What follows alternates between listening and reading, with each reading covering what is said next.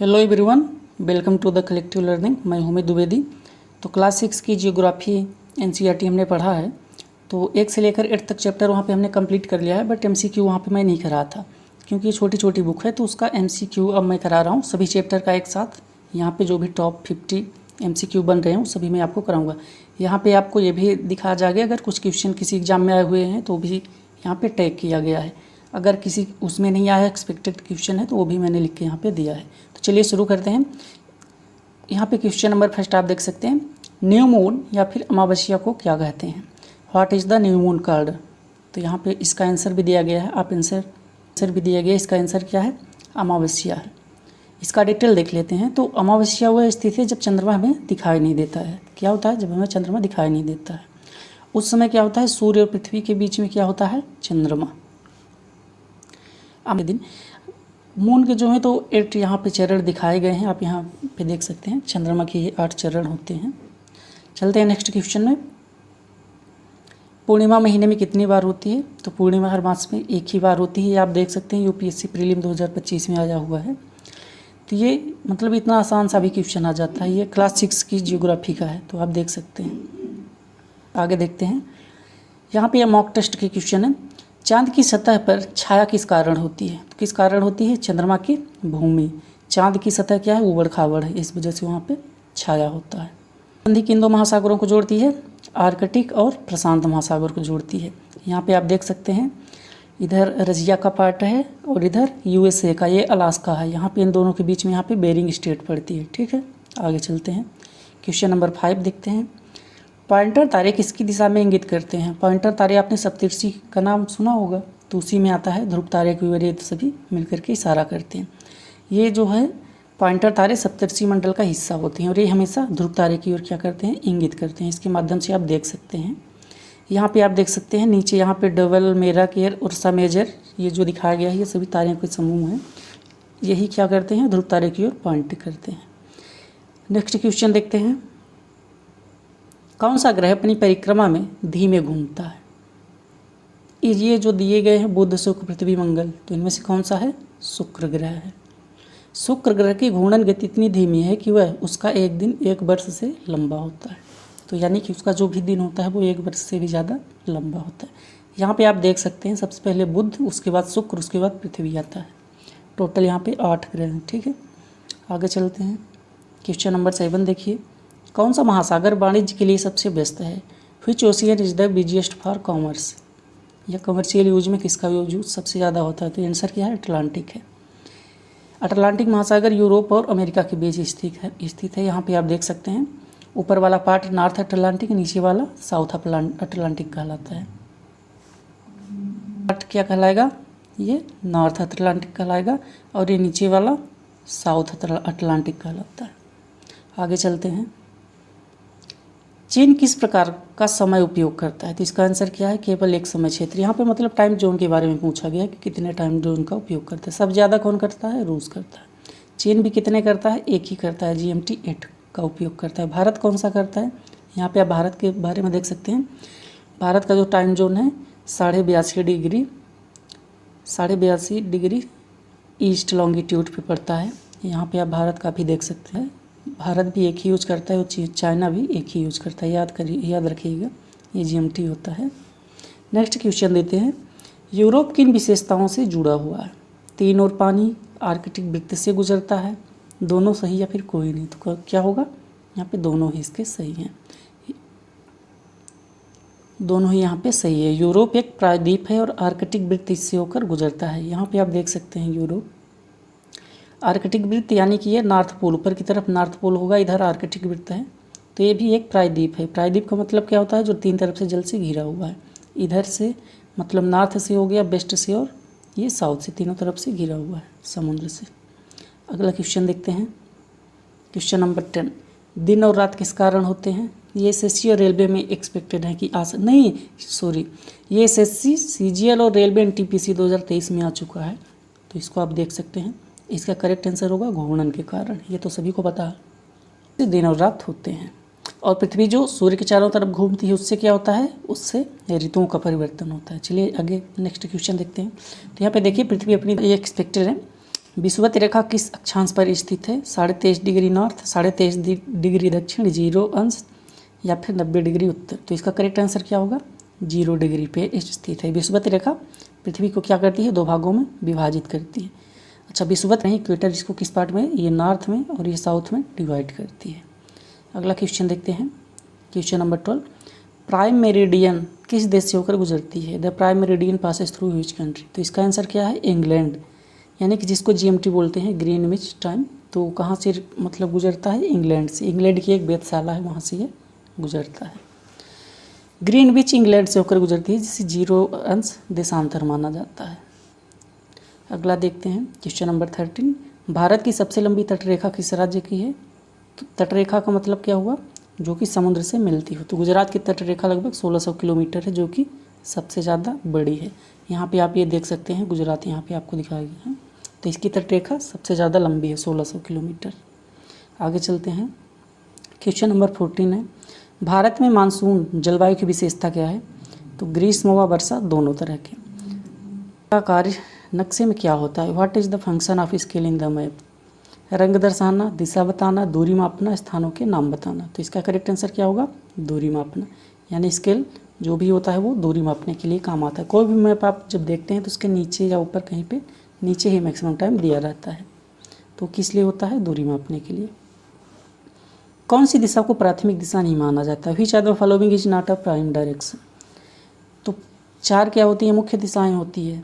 उसके अलावा 4 क्या होती हैं जो कि प्रमुख नहीं होती है? उप प्रमुख, उप दिशाएं 4 होती हैं। तो प्रमुख दिशाएं कौन हो गई? नॉर्थ, साउथ, ईस्ट और वेस्ट। तो यहाँ पे उत्तर पूर्व जो दिया है वो क्या है? उप दिशा है, वो मुख्य दिशा नहीं है। चलिए अगला क्वेश्चन देखते हैं। पृथ्वी की आकृति को किस रूप में माना जाता है? समतल, अंडाकार, भूगोलक या फिर वृत्ताकार? क्या करेक्ट आंसर है? भूगोलक, क्योंकि ये ध्रुवों पे चपटी हुई है। यहाँ पे आप देख सकते हैं इसके जो नॉर्थ पोल और साउथ पोल है, यहाँ पे थोड़ी चपटी हुई होती है और यहाँ बीच में उभरी हुई होती है, इसलिए इसको जियोइड बोला जाता है। आगे चलते हैं, क्वेश्चन नंबर 23। भारत किस प्रकार की सरकार प्रणाली अपनाता है? एकात्मक, संघात्मक, तानात्मक होगा। बेसिकली ये पॉलिटी का क्वेश्चन है, बट इसमें शायद जियोग्राफी से रिलेटेड भी, क्योंकि जियो पॉलिटिक्स होती है, इसलिए यहाँ पे क्वेश्चन डाल दिया गया है। अगला देखते हैं, तो यहाँ पे देख सकते हैं संघात्मक का मतलब क्या होता है? जहाँ शक्ति केंद्र और राज्यों के बीच बटी होती है। यानी हमारे यहाँ एकात्मक सरकार नहीं है कि केंद्र के पास ही सारी शक्तियाँ केंद्र और राज्य में बटी हुई है। अगला क्वेश्चन कौन सा है? तिब्बत पठार, दक्कन पठार, पामीर पठार, कोलोराडो पठार। तो इसका आंसर क्या होगा? तिब्बत पठार। इसको विश्व की छत भी बोला जाता है। तिब्बत पठार को विश्व की छत कहा जाता है क्योंकि यह सबसे ऊंचा और विशाल पठार है कहाँ पे? चाइना में है। विश्व का सबसे बड़ा महासागर कौन सा है? अटलांटिक, प्रशांत, हिंद या फिर आर्कटिक? करेक्ट आंसर इसका क्या है? प्रशांत महासागर। क्षेत्रफल और गहराई दोनों में सबसे बड़ा महासागर है। यहाँ पे आप देख सकते हैं इसके ईस्ट यानी कि एशिया जिसमें भारत पड़ता है, ये रसिया का पार्ट है। इसके और ये जो अमेरिका है, इन दोनों के बीच में यहाँ पे पैसिफिक ओशियन पड़ता है। आप मैप में इसको देख सकते हैं। अगला क्वेश्चन देखते हैं, 26। What is the advantage of using a globe? धरातल ग्लोब का उपयोग क्या है? तो क्या उपयोग होता है? पूरी पृथ्वी का एक प्रतिरूप होता है। ग्लोब पृथ्वी की त्रियामी आकृति और स्थानों के वास्तविक स्थानों को दर्शाता है। यहाँ पे आप ग्लोब देख सकते हैं, यानी पृथ्वी का ही एक आकृति होता है। अगला क्वेश्चन देखते हैं, 27। किसी स्थान के स्थानीय समय की गणना किस पर आधारित होती है? Local time of the place is based on what? तापमान, अक्षांश, देशांतर या फिर ऊंचाई? तो किस पे निर्धारित होता है? उसके लॉन्गिट्यूड यानी कि देशांतर पे। यहाँ पे आप ये देख सकते हैं जो सीधी रेखाएं होती हैं ये लॉन्गिट्यूड कहलाती हैं। क्या कहलाती है वो? लेटीट्यूड। तो ये जो समय होता है ये लॉन्गिट्यूड पे डिपेंड करता है। आगे देखते हैं, क्वेश्चन नंबर 28। समय क्षेत्र कितने डिग्री देशांतर पर आधारित होता है? Time zone are based on how many degrees of longitude? तो यहाँ पे करेक्ट आंसर क्या है? 15 अंश। देखिए 15 60 मिनट में क्या करती है? 15 अंश घूम जाती है, यानी 1 घंटे में वो 15 अंश घूमती है। तो 1 अंश कितने मिनट में घूमती होगी? 4 मिनट में, यानी कि 4 मिनट में वो 1 अंश घूम जाती है। तो यहाँ पे जो समय क्षेत्र है वो कितने डिग्री पर निर्धारित होता है? 15 डिग्री पर निर्धारित होता है। यहाँ पे आगे आप देख सकते हैं हर 15 अंश देशांतर पर एक नया समय क्षेत्र बनता है, क्योंकि पृथ्वी 24 घंटे में 360 अंश घूमती है, तो 1 घंटे में कितने अंश घूमेगी? 15 अंश घूमती है। आगे देखते हैं Indian standard time is based on which meridian. Bharat का मानक समय किस देशांतर रेखा पर आधारित है? तो किस पे है? 82.5 डिग्री ईस्ट पूर्व पे स्थित है। यहाँ पे आप देख सकते हैं उत्तर प्रदेश के मिर्ज़ापुर में स्थित है। ठीक है, आगे चलते हैं। क्वेश्चन नंबर 30, भारत की स्थिति किस प्रकार की है? What is the geographical location of India? ठीक, पूरे विश्व में कहाँ पे है? पूर्वी गोलार्ध में स्थित है, यानी ईस्टर्न हेमिस्फीयर में। भारत पूर्वी देशांतर में स्थित है, इसलिए इसे पूर्वी गोलार्ध में कहा जाता है। यहाँ पे आप ये देख सकते हैं, ये अगर पूरे विश्व का मैप है तो इसको अगर यहाँ से आप डिवाइड कर देंगे तो इधर क्या आएगा? ईस्ट होगा, और इधर क्या है? हमारा वेस्ट है। इस वजह से हमारे ये भारत, प्यारा भारत यहाँ पे पड़ रहा है, छोटा सा आप देख पाएंगे यहाँ पे पड़ रहा है, तो ये किधर है? ईस्ट हेमिस्फीयर में है। ठीक है, आगे चलते हैं। 31, पृथ्वी का अक्ष किस दिशा में झुका हुआ है? यानी मतलब कितने डिग्री पे झुका हुआ है? तो कितने डिग्री पे? 23.5 डिग्री पे झुका हुआ है। इसकी वजह से क्या होता है? ऋतुओं में बदलाव आता है। यहाँ पे आप ये देख सकते हैं, इस तरह से ये रेखा टिल्ट है थोड़ी सी। ठीक है, मतलब पृथ्वी हमारी इस तरह से टिल्ट है 23.5 डिग्री अक्षांश पे। आगे चलते हैं। क्वेश्चन नंबर 32, भारत में सूर्य सबसे पहले Indian state does the sun rise first? Assam, Nagaland, Mizoram या फिर अरुणाचल प्रदेश? तो इसका करेक्ट आंसर क्या है? अरुणाचल प्रदेश, भारत का जो कि सबसे पूर्वी राज्य है, और यहाँ पे सूर्य सबसे पहले उगता है। अगला क्वेश्चन देखते हैं। क्वेश्चन नंबर 33, पृथ्वी अपनी धुरी पर कितने समय में एक चक्र पूरा करती है? कितने घंटे में? 24 घंटे में। ये तो आपको पता ही हो, जिससे कि दिन रात होता है। नेक्स्ट क्वेश्चन, नक्शे में नीला रंग किसे रिप्रेजेंट करता है? माउंटेन को, रिवर्स एंड सी, फॉरेस्ट या फिर डेजर्ट? तो जो नीला रंग होता है वो किसको रिप्रेजेंट करता है? जल निकायों को रिप्रेजेंट करता है। यहाँ पे आप देख सकते हैं जो भी नीले रंग से हैं वो सभी जल को रिप्रेजेंट कर रहे हैं। अगला क्वेश्चन देखते हैं, नक्शे पर उत्तर दिशा कैसे याद की जाती है? How is the north direction identified on the map? तो नॉर्थ दिशा कैसे रिप्रेजेंट की जाती है? यहाँ पे आप देख सकते हैं, नॉर्थ को ऊपर, साउथ नीचे होता है, ईस्ट हमारे राइट साइड में और वेस्ट हमारे लेफ्ट साइड में होता है। ये मुख्य दिशाएं हो गई। इसके अलावा और इसी 4 तक कितनी होती हैं? 4 और उप दिशाएँ होती हैं। तो नॉर्थ को ऊपर की तरफ रिप्रेजेंट किया जाता है। अगला क्वेश्चन देखते हैं, what is the thematic map? वृत्त चित्र नक्शा किसे कहते हैं? तो क्या होता है? विषय विशेष नक्शा, यानी कि किसी भी सब्जेक्ट, मान लीजिए कहीं पे कोई फसल है उसके बारे में दिखाना हो गया, कहीं पे वर्षा कितनी हुई वो रिप्रेजेंट करना है, कहीं पे जनसंख्या कितनी है वो रिप्रेजेंट करना है, यानी कि किसी स्पेसिफिक चीज़ के बारे में जब दर्शाया जाता है तो उसको थीमेटिक मैप बोला जाता है। ये मैंने NCERT के क्लास में भी पढ़ा था काफ़ी डिटेल से। अगर आप चाहें तो सभी लेक्चर की प्लेलिस्ट बनी हुई है, आप उसको वहाँ पे जाकर देख सकते हैं। ये क्वेश्चन मैं हर टॉपिक का अलग अलग MCQ नहीं करा था, इसलिए मैं सभी का एक साथ करा दे रहा हूँ, क्योंकि 6, 7, 8 की क्या NCERT छोटी छोटी हैं, तो इनका हर चैप्टर के साथ 5-6 MCQ कराना उतना ठीक मुझे नहीं लगा। तो मैंने ये सोचा कि सभी का पहले लेसन कंप्लीट करें, उसके बाद सभी का MCQ एक साथ करा दिया जाए। तो ये भी उसी प्लेलिस्ट में आपको जियोग्राफी वाली प्लेलिस्ट में ये भी आपको वीडियो मिल जाएगा। और अगर आपको NCERT पढ़नी है तो आप उस प्लेलिस्ट से वीडियो भी देख सकते हैं, काफ़ी अच्छे तरीके से मैंने पढ़ाया है। अगला क्वेश्चन देखते हैं, भारत का उत्तरी सबसे बड़ा राज्य कौन सा है? पंजाब, उत्तर प्रदेश, जम्मू एंड कश्मीर, हिमाचल प्रदेश? तो कौन सा है इसका आंसर? है जम्मू कश्मीर। जम्मू और कश्मीर भारत का सबसे उत्तरी राज्य है जो कि हिमालयी क्षेत्र में स्थित है। अगला देखते हैं, what is the main language of man? नक्शे की मुख्य भाषा क्या होती है? संकेत चिन्ह, हिंदी, अंग्रेजी या फिर अंक? तो क्या होता है? संकेतों को वहाँ से रिप्रेजेंट, यानी मैप को किससे रिप्रेजेंट किया जाता है? संकेतों को। कुछ इस तरह से देखते हैं, जैसे कि लैंड को इस तरह water, mountain, forest, small town, city, river, railway line वगैरह, हॉस्पिटल, इसी तरह से उसमें रिप्रेजेंट किया जाता है। तो यानी संकेत और चिन्ह होगा इसका करेक्ट आंसर। चलिए आगे चलते हैं। क्वेश्चन नंबर 39, रेखांश रेखाएं किस दिशा में खींचती हैं? रेखांश का मतलब हुआ लेटीट्यूड, यानी जो लेटी हुई रेखाएं होती हैं। In which direction do lines of latitude run? तो किस दिशा में होती हैं? पूर्व से पश्चिम। यहाँ पे आप देख सकते हैं ये सभी क्या हैं? हमारी लेटीट्यूड हैं।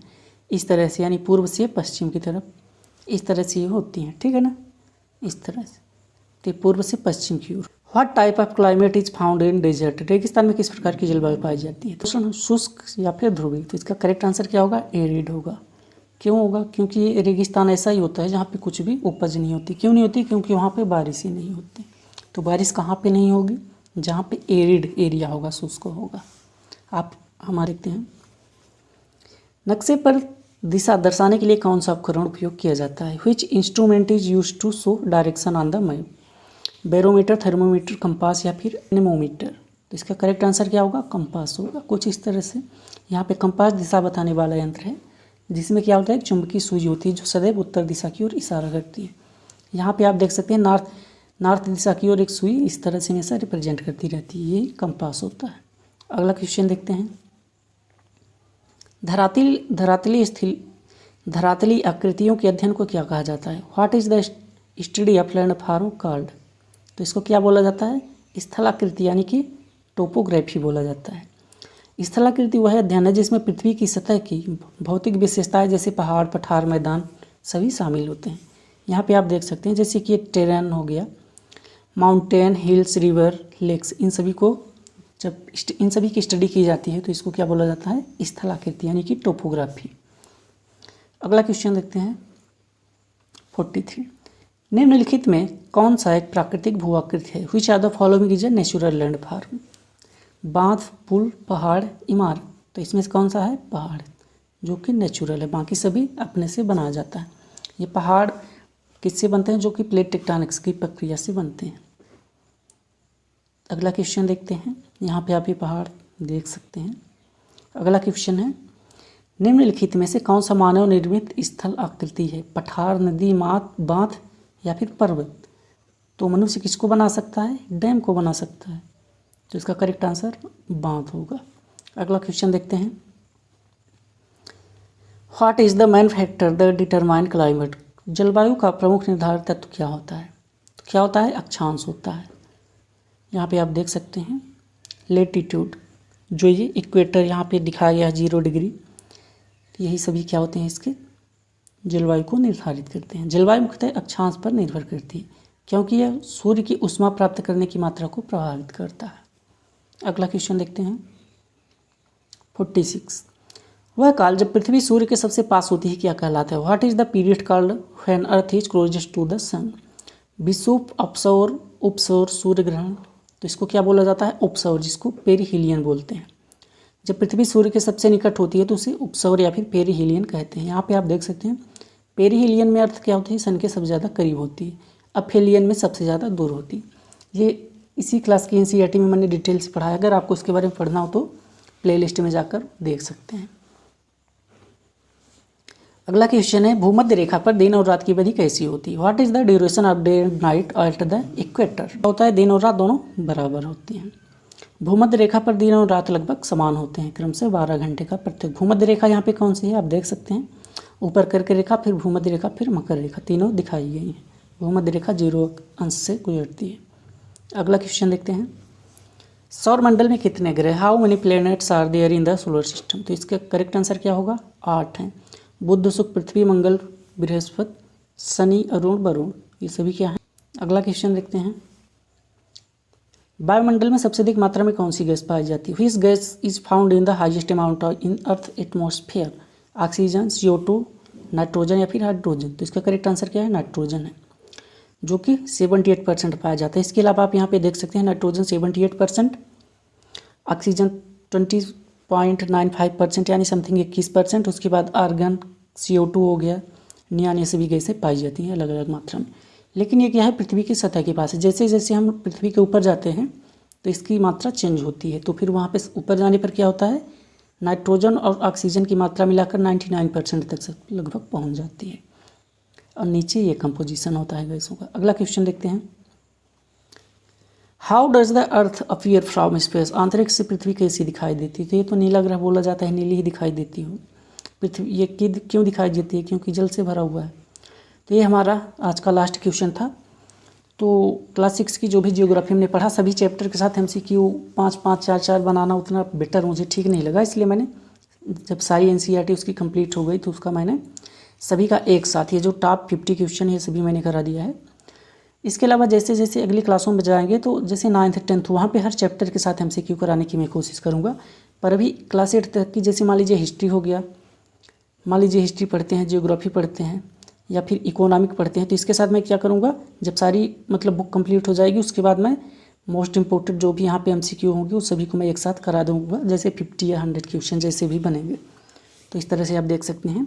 अगर आपको कुछ सुझाव देना है इस पर तो आप अपना सुझाव भी दे सकते हैं, मैं उसको फॉलो करूँगा। अगर आपको लगता है कुछ करेक्शन किया जाए या हर लेसन के साथ दिया जाए, और अगर आपको सारी एनसीईआरटी देखनी हो तो इसकी प्लेलिस्ट मैंने बना दिया है, वहाँ पर जाकर देख सकते हैं।